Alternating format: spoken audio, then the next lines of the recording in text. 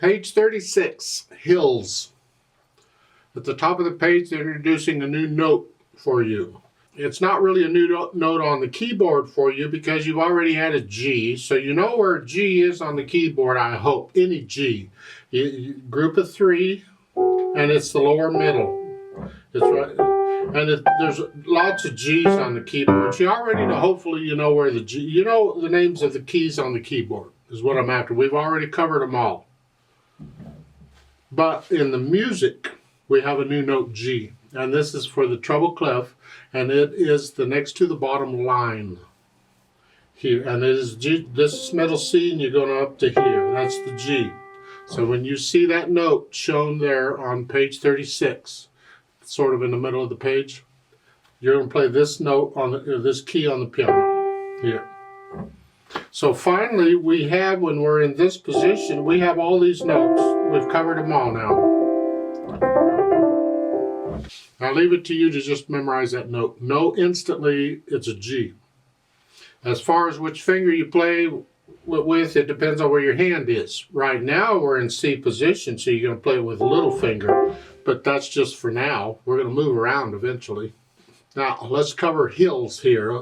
First to look it over, I see it's about 1.5 lines long. Treble and bass clef at the beginning, 4/4 time signature, and I see a bunch of quarter notes and half notes. Okay. The hands, for the most part, are only playing one hand at a time until you get to the half notes, and you have to play the C and the E at the same time. So to shorten this video a little bit, I'm going to cover the hands together, because normally I do one hand and then the other and then put them together. But sometimes I can do this way, So starting at the beginning, the right hand is thumb on C. We're still in this position, and then the second line, when the left hand comes in, they don't give you a finger number. I think that's an error. They should have. But it's thumb on C. You're in middle C position.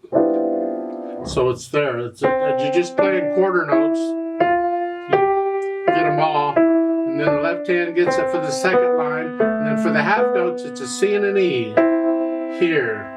And a half note. 1, 2, 3, 4. And then you go do that some more. So go through and get the hands worked out, get the rhythm worked out, you know what fingers you're using, then go through and get rid of the hesitations so it's a steady beat. And you should be able to play this without looking at the keyboard. You want to keep your eyes on the music. You want to develop this feel for playing where the keys are. Then I can take it one step further and add a little bit of interpretation to it. Now, remember the natural accents. That's always the first thing I think about in interpreting music. Where's the natural accents?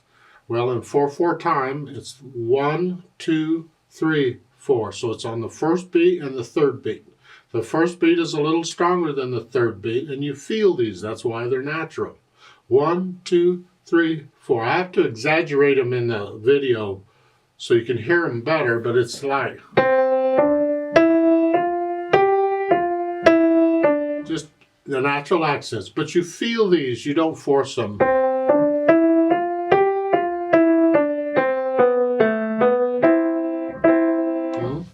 You feel them. And then maybe I can add the phrasing in, or the musical sentences. Well, for that, either I can follow the words, and when I find a sentence in the word or something like that, or a comma or something, that's an indication it might be the end of a sentence. A period is usually the end of a sentence. You can count on that, or something like that. But a comma may or may not be. You have to check it. Or I can play the music and just listen for the musical thoughts. And when I do that, I have to play the melody kind of quickly because it helps me hear the musical thoughts. So if I just do that,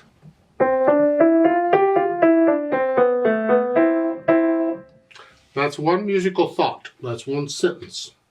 And then the other one is... it's the same sentence twice. The point is I can lift up between the sentences. Just a little bit of silence. It's like taking a breath. And actually you can breathe there too. So in the second line on the half notes, lift up. It's just like taking a breath. You have to lift up anyway because the C is being played. But this is a little longer silence. So you're just cutting that last half note a little bit short so you can lift up to have the silence, take a breath, and then you go on. And that's interpreting the music. Now they've stuck in some commas in there. And look at the second line. In the last three measures, there's a comma there. Heels go down and they are very pretty. Well, is that a sentence? Do you want to lift up there?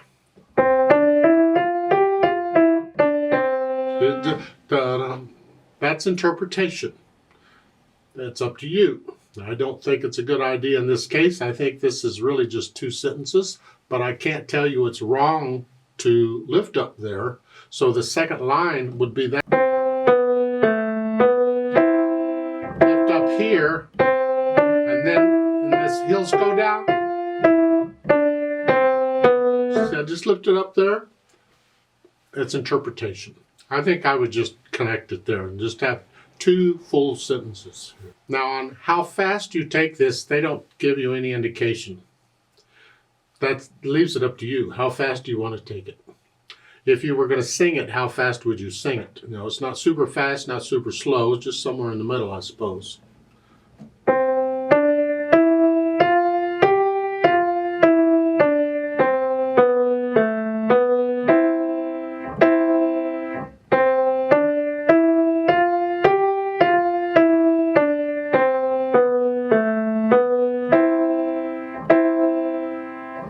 That's how I might play it this time. I might play it differently another time. Who knows? So don't copy me.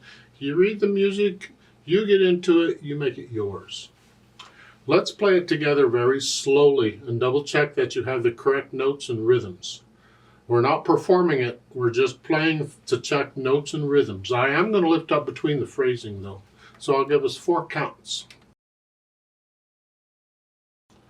1, 2, ready, go.